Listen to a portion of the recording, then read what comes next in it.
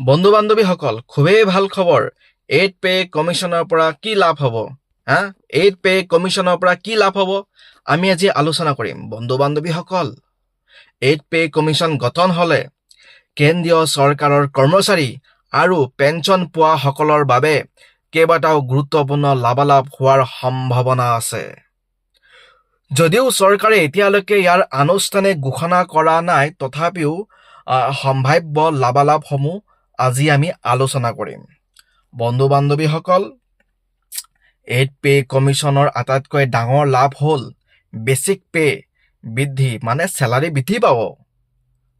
বহুত বৃদ্ধি পাব, টকাই হৈ যাব এতিয়া।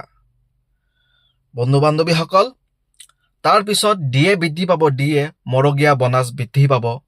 তাৰপিছত পেঞ্চনাৰসকলৰ লাভালাভ হ'ব। পেঞ্চন পোৱা মানে অৱসৰপ্ৰাপ্ত কৰ্মচাৰীসকলৰ পেঞ্চন বৃদ্ধি পাব। মজা।